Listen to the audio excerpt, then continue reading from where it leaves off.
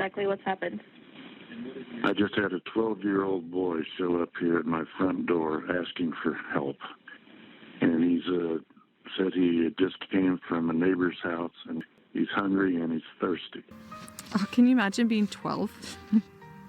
Oh, and he has them around his ankles. I mean, his wrists as well. Okay, this boy has been... This kid has obviously been... I think he's been detained. He's obviously covered in wounds.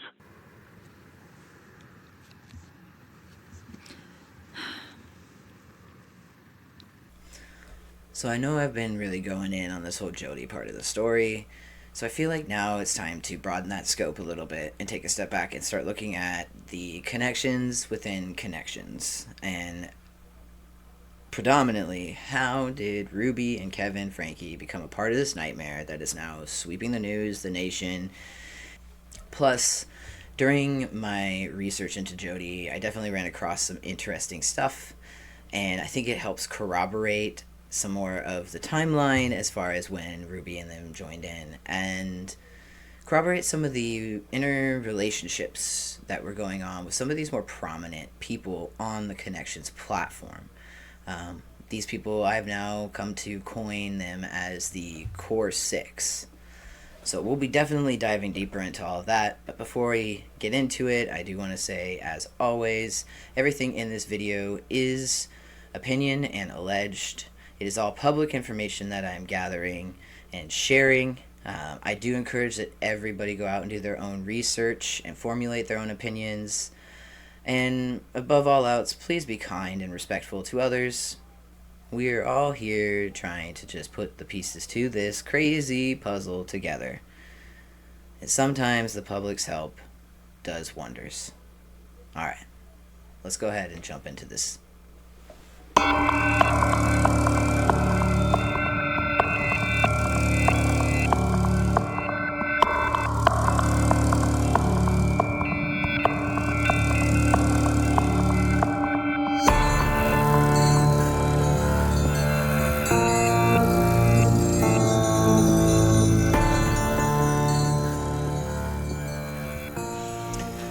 Welcome to my channel. I've been doing commentary on Ruby and Jodi. I'm thankful for everybody who has tuned in and has returned to my channel. Any subscribers out there, and I'm just getting started, so thank you.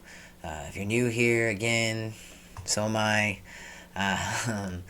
And I'm really just trying my hand at this whole thing. I do a lot of sleuthing in my own time, figured it'd be a good outlet. So, again, thank you. Anyways, as I previously stated, I'm going to be kind of switching gears and focusing on the Ruby and Kevin Franke piece of this whole story. I think what drives me is just wondering how in the world a mother could do this or allow this to be done to her children, and how a father could get to a point where he is so alienated from his family he has no idea what's going on for the better part of a year, according to him and his attorney. And I think that in the court of public opinion, he looks very much so like he abandoned his children to a nightmarish reality. So, just as I put the puzzle pieces together with Jodi, I'm going to kind of start at the beginning of the timeline with Ruby Franke and Kevin Franke. So, let's jump right into the whole thing. I'm going to start by saying, and I've seen a common theme going around now, where a lot of the focus is on Ruby and Kevin kind of joining around 2020. I mean, there's the first post of them showing up as panelists back in June of 2020. We have all the crazy stuff that is coming to a head with Chad and his treatment and being sent on this crazy wilderness thing in the desert for 70 days, eating rationed food and just behavioral therapy out there, and so much more, to the point where people were putting up petitions against them. So the 8-passenger channel's blowing up in 2020, and it's shortly after that she ends up stopping her posts on there and switching gears. See, I said it in one of my first videos. I believe that they were involved much earlier than 2020. In fact, I believe at minimum by 2018. And I found some stuff that kind of helps support my speculation on that time frame. Beyond just the Franke interview with Into the Light podcast. I kind of covered that in my previous videos as well. Basically, she states that she and her family joined into this therapy thing around her sophomore year, I believe. So from that, I deduced, based on the time frame, her age, and her videos that were up on her site or her channel. I'm not sure if they're still there, but I was able to kind of piece together that time frame. Not that it pinpoints 2018, but I'll explain why I feel like this all kind of pieces together. Now, remember the little tidbit of Ruby I played at the very beginning of my video in the midst of that 911 call? Well, I'm going to go ahead and show you a little bit more of that and then explain where I found that, what it's from, the time that it's from, and then how that kind of builds out the time frame for me. So, one of the most touching moments of our visit to this area of Scotland was watching Ruby finally read the story Trace provided of Andrew Walker Heggie from his own journal while standing in a field in the area where he grew up. This is a journal entry handwritten by my great-great-great-grandfather, Andrew Walker Heggie, who lived right here. I don't know if I'm going to be able to. Okay. I went to school till I was 12 years old. Then I was hired by a farmer to herd sheep. At this time, cholera was so bad my mother died. I never saw her again. I would go home to see my father and brothers and sisters once in a while. Oh, can you imagine being 12? It was easy for me to memorize songs. I learned a lot. Learned to play bagpipe, flute, accordion. This reminds me of my son. This is something I have a surprise for you. And it's one of my favorite things because that story is so touching. Especially when you said the 12-year-old boy would go to the top of a hill just so he could look at home. Obviously, the context of which she is speaking from is far and vastly different than the situation we are currently in with her and her child. However, it just threw me off that she could have so much emotion for that type of situation, but still be so indifferent at the impacts and effects of the situation of her children now, right? So let me kind of back up a little bit here. While I was doing my research on Jodi, I started realizing that I was focusing a little bit too narrowly, and so I started kind of backing up and expanding my parameters of search and research, and I stumbled across a few things as I dug into these connection members, which, let's bring it back to when at the beginning here I mentioned something about there being a group within ConneXions that I have coined being like the core 6. Well, I'm going to jump right into that section now. This video and this clip is from a 4-part series on a YouTube channel that actually belongs to Paige and Johnny Hanna. So let's start there for a second. I found videos on ConneXions' Facebook page back in 2017. In those videos, there are volunteers that introduce themselves at the beginning and introduce Jodi, and some of them also help, it seems, take care of the classes and all this other advertising at these little public speaking events that they were holding in these rented rooms or at a hotel. Hi, I'm Paige Hanna. I'm a volunteer on all this, and Truth and Distortion is it was the pivotal turning point for me. I did a parenting class, and when I came home and changed my behavior, my husband saw it, and he could see that I was more connected, my kids are more connected with me, and it motivated him to look at himself and to go take the class also. So your patience. My name is Becky Berry. I'm just a volunteer that's helping with some connection stuff for these forums. Because I am looking at myself to hold myself in truth and be humble and be impeccably honest and rigorously responsible with myself. And that has changed everything. I've been a physician in this community for 20 years. And this information has become more powerful to me than all the medications that I've been prescribing. So in those clips, we hear from Paige Hanna, and we hear how Paige Hanna and Johnny Hanna ended up getting involved together. Sort of. No timeline, though, but... And then we have Becky and Stephen Berry. These are the group, including Ruby and Kevin, that I kind of coined the Core Six. The reason being is that they show up a lot. Stephen and Becky may show up the least amount overall, it seems like, but nonetheless, they are very involved, and especially for Stephen to stand up and speak as a physician who's obviously well known in his community, he holds a lot of weight, I'm sure. And so to have them be supporting ConneXions is probably pretty impactful. Now, in this video particularly, we are going to probably be focusing more on the relationship with Ruby, Kevin, Johnny, and Paige. Obviously, we have a little bit more... I found a lot more evidence surrounding them than I did with Becky and Stephen.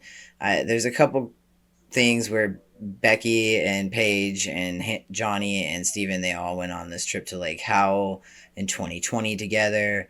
And they documented that on Paige and Johnny Hanna's YouTube channel. So there's obviously this inner working of friendship. But like I said, just for the purpose of this video and the focus of everything, it's going to be predominantly on Johnny, Paige, Kevin, and Ruby. So we have the video from 2019 where Paige, Johnny, and Kevin and Ruby are going on this overseas trip. Well, the whole point of that trip is mostly promotional crap for these different like family search or relative finders or even grave finders type things. But the point that they basically, Paige and Johnny are very much into heritage, like your family history and your family lineage. And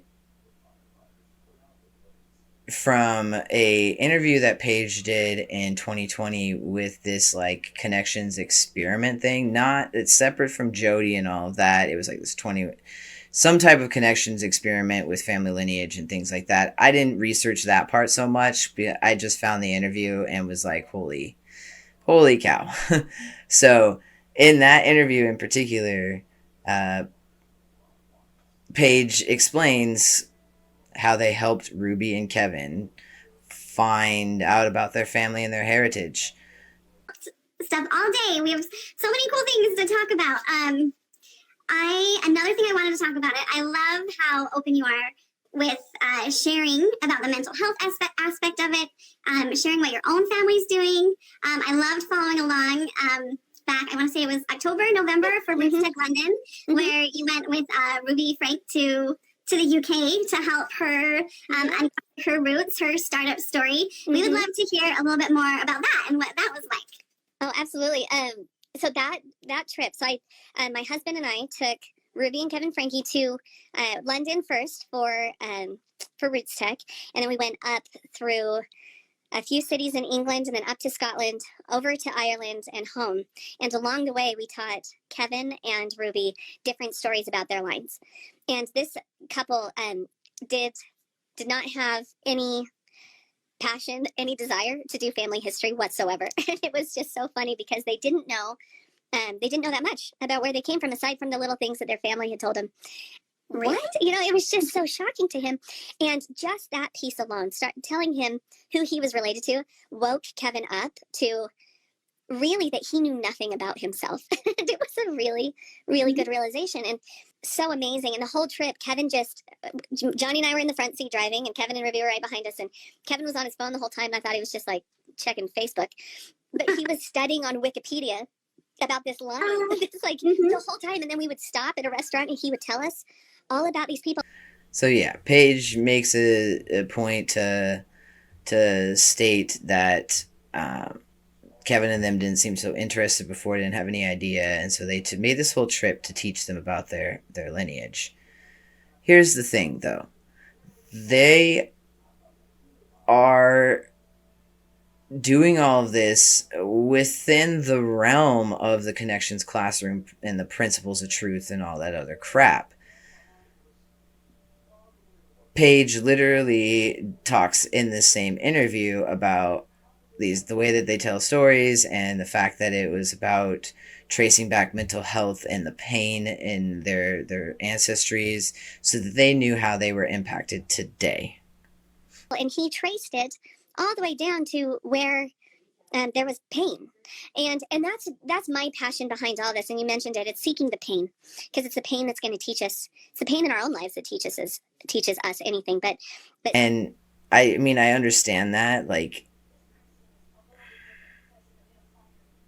somewhat. I understand that somewhat. But at the same time, the mental health issues that family may have been struggling with 100 years ago doesn't necessarily translate to today, because times are so different. What we deal with now is different. I think it's our environment and our culture and the things that are going on with technology and social media and the way we interact and everything now is vastly different even from when I was a child. So I think that contributes a lot more to mental health. I think that social media especially has really cranked that up. So it doesn't necessarily translate. So the pains and the issues that your family went through does not necessarily mean that all those generations later you're dealing with that. And I'm not trying to, that's just my opinion. That's how I view that. That's the perspective I took on it. But it's not just Paige that mentions that either. It's Ruby mentioned something that was a little bit weird, and that she contributes a specific month, not like a day, date, everything like that, but a specific month. We'll just take a look. Your family means something to me. You know what, too, is these stories, and I don't even know all of them, but they have been affecting our lives before we even came on this trip. Right. Since July, these things have been coming up and affecting our children and us. And now we get to go on this trip. It'll be touching.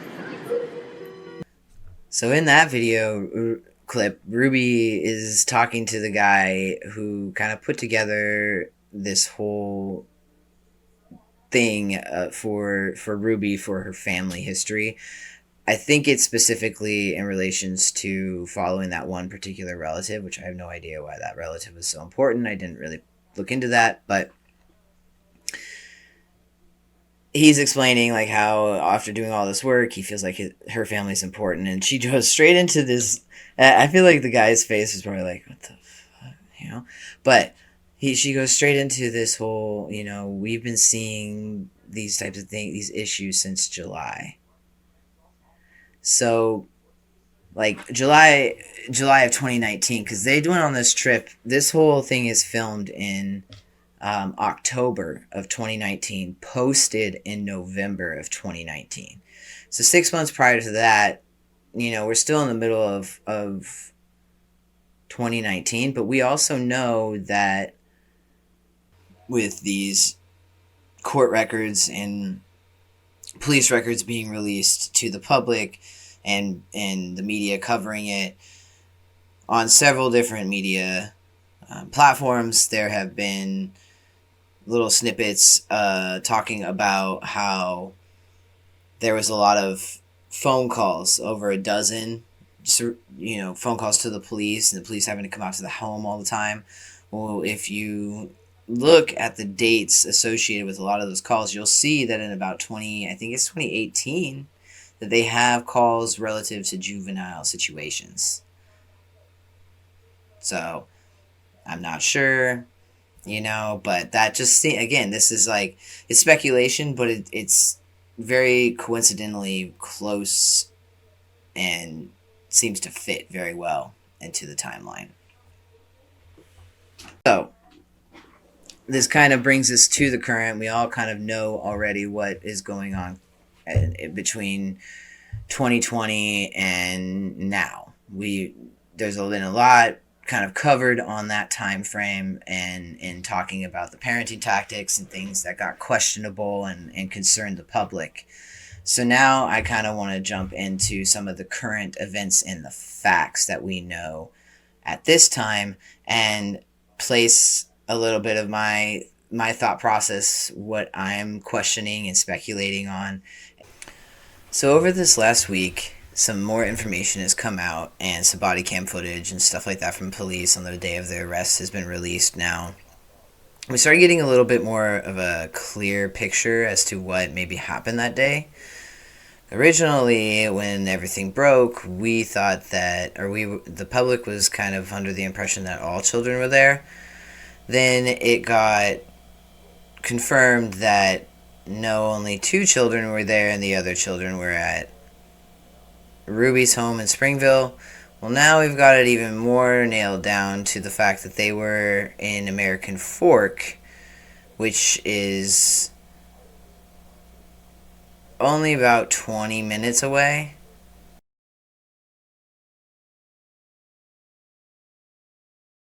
Now, I'm going to side note on this because it's very interesting to me if you think about that.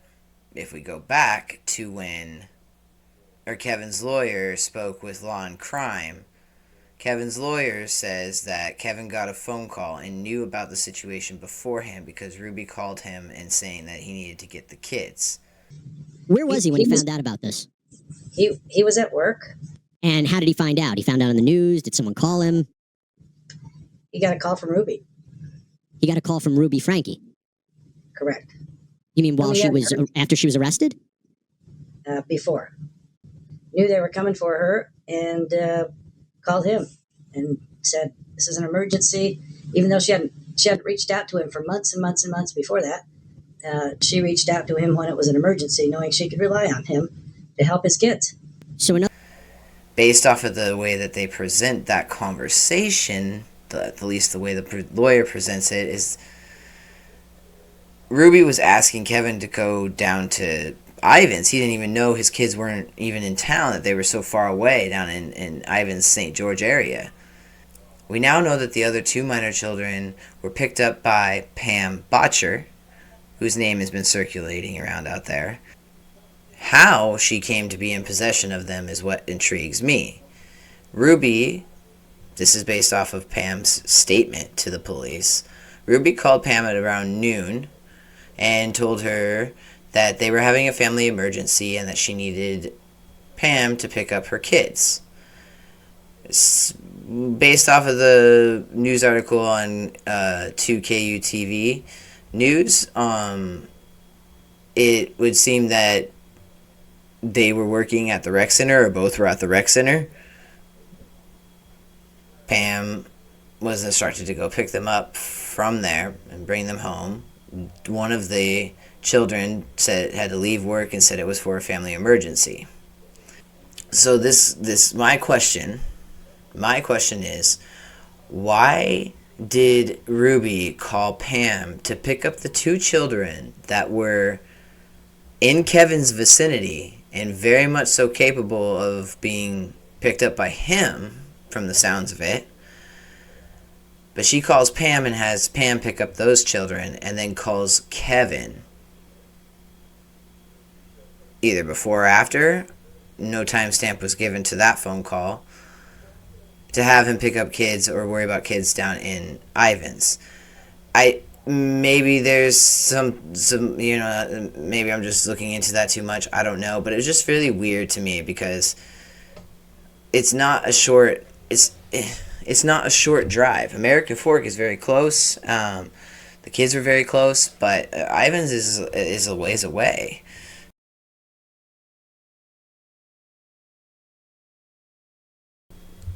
Ivans is literally like 250 miles away, like 3 or 4 hours of a drive.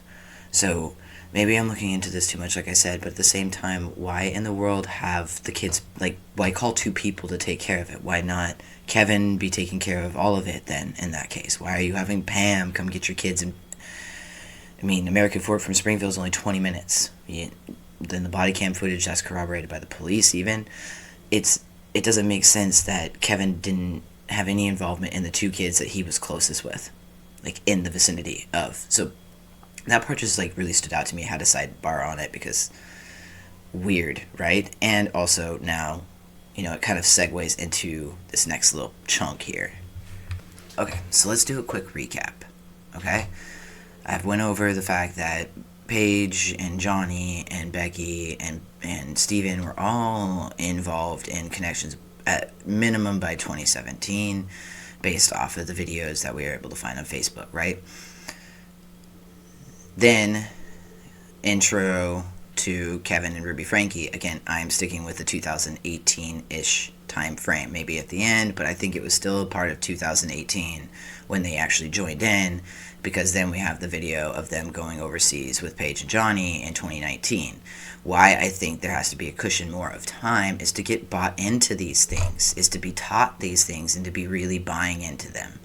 Because we know that Jodi starts out as like a slow burn.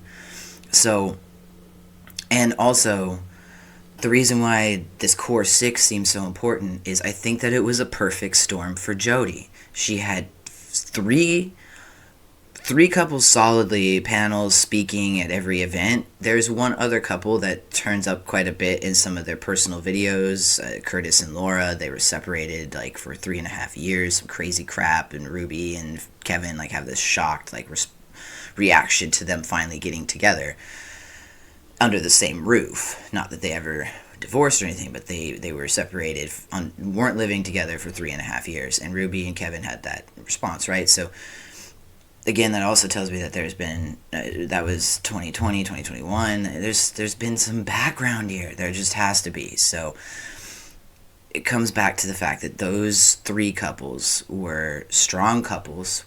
They had a strong following in one way, shape, or form. Stephen Barry's a physician for 25 years in his area. He's well known. He's a physician. He's in the medical realm, and he's saying, "Oh, this is better than any medication I've ever had to prescribe to my patients." And then you've got Becky Barry, who is very much so like involved with Center of Change and all these things. So she's got a good background. And then you've got John and Paige. Hannah, Johnny is big on Homie at the time. They even partner up with ConneXions. So like I said, and then you've got Ruby and Kevin, who are dominant people online. They have their whole vlog, family vlog going at the time. They've been doing it for at least 3 years by that point, right? So they've got their following, 2 million followers. Why this was a perfect storm for Jodi? She sees that. There's no way that Jodi's not paying attention. That's not on her radar. She sees that. She's like, shit, yeah, my stuff can grow. My stuff can grow now. And these people are going to help me bring this to the world. I believe that Johnny and Paige Hannah have a close relationship with Kevin and Ruby Franke. I believe that Kevin and Ruby got separated 13 months ago, and Kevin has been living in their townhouse that they have. That's 10 minutes down the road from the family home. Why I think Paige and Johnny are so important to this is that there was mention in an article that there was a ConneXions counselor going over and checking on Kevin. Bought it in 2011 from the LDS Church, and it is close to the family home, just a short 10-minute drive, and then it is only 11 minutes from Paige and Johnny Hannah's house. The first assumption was Pam, right? Because they live in American Fork, they're only 20 minutes away, but through another sleuther's process, they were able to find some property that came up in Paige and Johnny Hannah's name, both in Springville and in Texas. I think that they've since moved to Texas based off of Paige's most recent post on her Instagram. Just the scenery in the area looks like Texas to me. But I think this is prior to that. Maybe they just took off there, right? Once this stuff blew up. But I think that it was Johnny that was going over and checking on Kevin. The reason I believe that is because Pam being a female, I don't think that Jodi would be having another female going over there and checking. It seems like it was very divided by the men with men and women with women, and they didn't really interchange that. And I also don't see Pam being that type of involvement. I think she'd be involved with the children and the mothers and the families directly. I think that's very much so plausible, just on the history and the things that we've seen so far of Pam, but I do not think that she would be somebody that's driving over to check on Kevin. I just don't see that in her personality, so it's my opinion, and I think other people are speculating towards the same thing. I think that Paige and Johnny had a close relationship with Ruby and Kevin. I think that Paige, Johnny, Becky, and Steven started to kind of take a back seat as these parenting programs and stuff started to get created into 2021 into 2022. I don't think they were fully on board with all of that. I think they're very bought into the principles of truth, and they've continued to preach that part of things, that watered down version of it, but they don't hold the same intensity. And I mentioned in my previous video that doesn't matter to me. It's the same thing, and it's the same crap, and you're crossing the same lines as far as I'm concerned with therapy and life coaching and mentoring. It's all a big old blur. I don't care if it's watered down and the intentions are different and they're actually pure of heart. It doesn't matter. You're speaking the same rhetoric. That's just my opinion, though, and so let me kind of start on the Kevin piece really quick. At the beginning of September, it was brought to the public's attention recently that Kevin originally had accused Sherry of breaking into their home and stealing items. Now that tune has changed, and according to Kevin's lawyer and everything, he's just trying to make sense of his world that's been turned utterly upside down and coming to these realizations that he's been had and that he's been manipulated and all these things. And so now he's just looking to repair the relationships with his children. What's interesting is that the two minors that were picked up at Pam's house have been placed in Sherry's custody and not Kevin.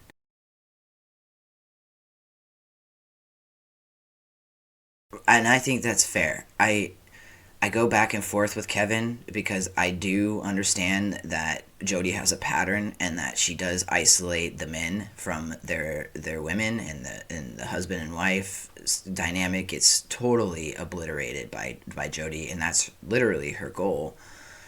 So I do think that Kevin was manipulated and controlled, and Ruby was pulling a lot of those reins at the behest of Jodi. Yes. However, we're all adults in this. These are all adult people. They're in their 40s. So how the hell do you get that brainwashed? And I think that comes to the core foundations of their belief system and the Mormon and LDS culture as a whole. And I mean, yes, there's good people and things like that. I'm not. It's hard, but on a broad spectrum, there is an issue with the doctrine and how intense it is, and these people are constantly trying to keep themselves on a certain level that, in my mind, doesn't make sense if you read the gospel and you believe. There's the idea is that you will never be holy. You'll never be like 100% pure. That is why we're here. That is why God died on the cross for our sins, right? Like that's the whole premise of that situation. So for you to continually try to be perfect and meet these levels of perfection, to be as close to God, I feel like it's almost an insult, because you can never be that. And that's clear. That's why there's a sacrifice, this ultimate sacrifice. So it just it takes, and I mean, there's a lot of that out there where it takes from like Christianity and these other base religions, and then they just created their own doctrine around that. They made it more intense, and then like, this is the only way, this is the right way. It's just, so I think that the foundational belief system that Ruby and Kevin Franke had tied into their wanting to be loyal, like devout to the situation, because they all this is rooted. Jodi, even Adam says, Jodi starts off really just drilling these particular doctrines into them, and you know, we don't have any proof of exactly what those doctrines are, but based off of what Adam has explained and his experience in these other people, these other men especially, have come out, basis, like, I mean, addiction is the basis for her. So anyways, I think, I mean, that definitely contributes. I think that's the biggest factor, is trying to be devout and loyal to the cause and the situation, and that was wielded against them. But in the same token, because there are plenty of things out there showing that Kevin was definitely on board for a lot of the parenting tactics that were questionable in the beginning, it doesn't, to me, it doesn't release him from any responsibility or guilt at all. And it'll be interesting to see which way the courts weigh in on this. At this point, Kevin has not been under arrest. Information has come out that he was, in fact, detained as well the day of Ruby and Jodi's arrest, but no charges have been brought forward towards him. Again, we'll see what unfolds. I'm sure that courts are going to be raking through communication, data, and all sorts of stuff to piece this all together. They probably have way more information and evidence already against them. We'll see. But, so yeah, I go back and forth on Kevin just because of the circumstance. I also don't believe that somebody, if he's just waking up from this nightmare that Jodi put him into and he's trying to come back to reality, he's going to need a lot of help too.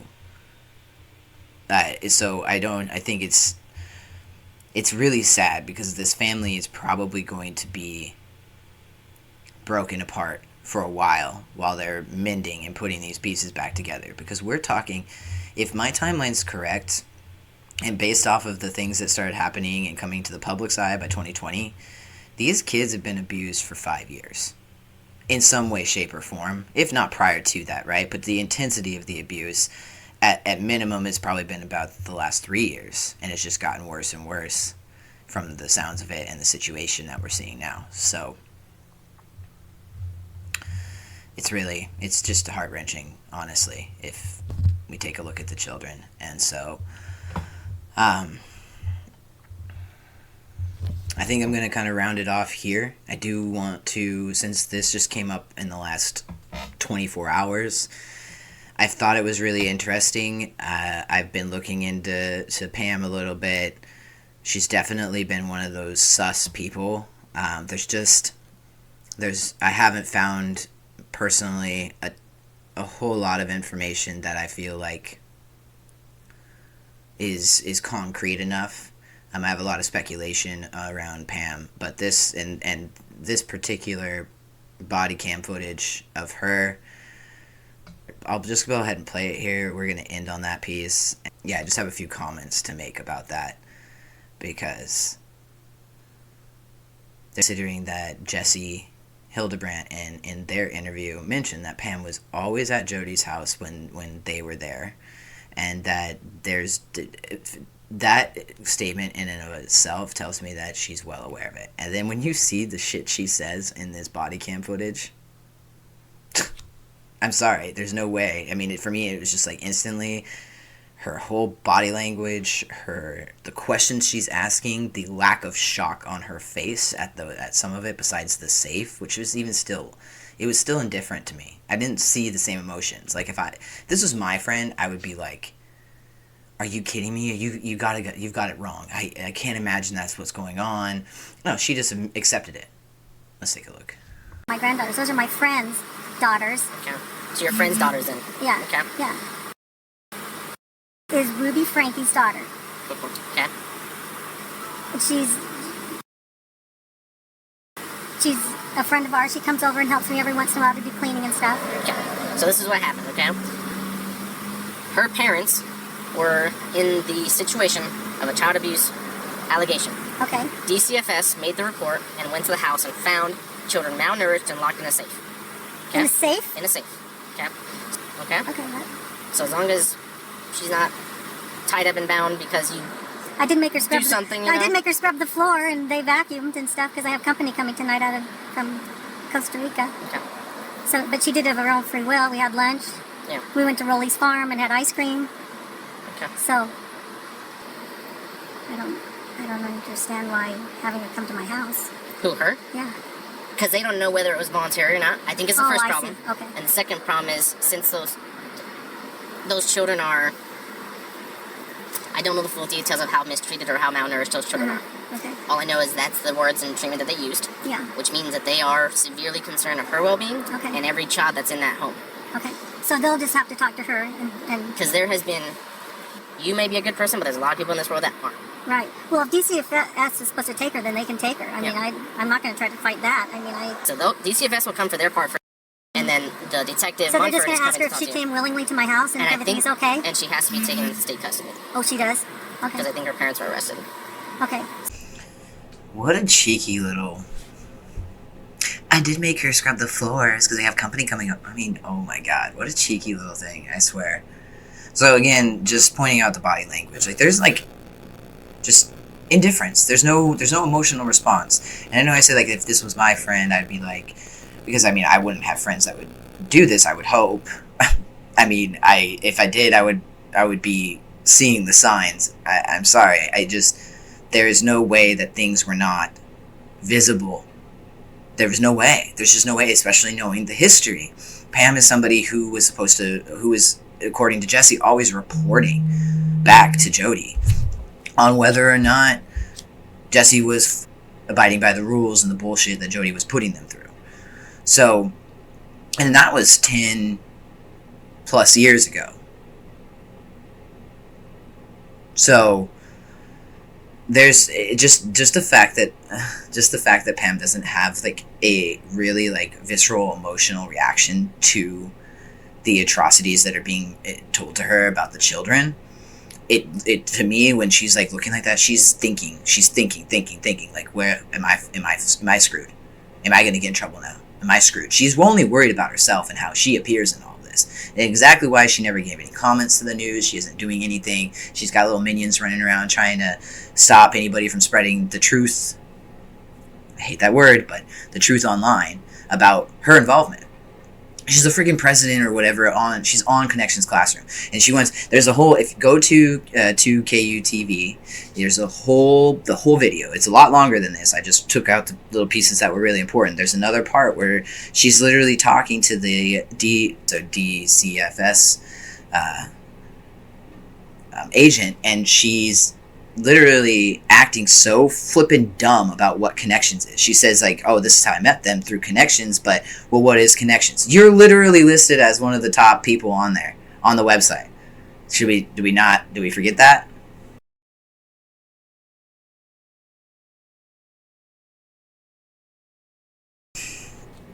So anyways, the whole kind of theme for this is that these people were all connected. I said the core 6 for the couples because coming back to that, I think that Jodi glommed onto these 6 people and knew that they were going to be powerful and influential to her growth for ConneXions and getting these must-know principles to the world.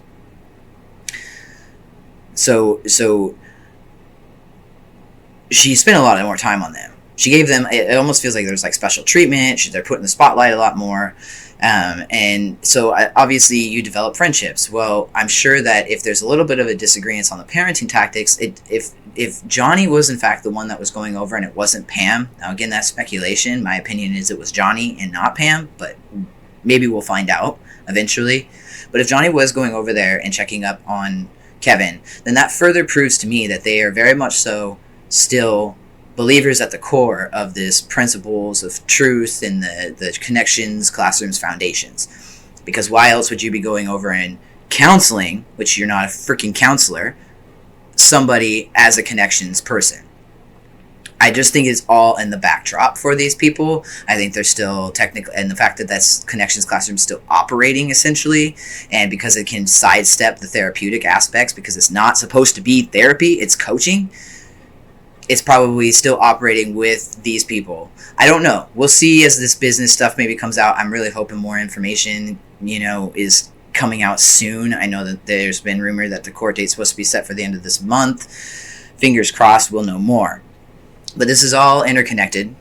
These people all play a part, and the underground of this is that there is a belief system at work that, in my opinion, perpetuates the ability for people like Jodi to take advantage of other people in a very vulnerable state.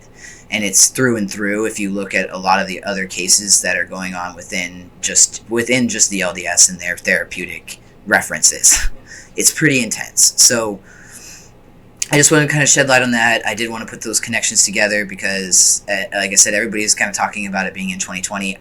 It was before 2020 that they were involved, and that things started to change. And there's police records and things that show that there were calls being made, and police were coming out to the house as early as 2018 for juvenile reasons.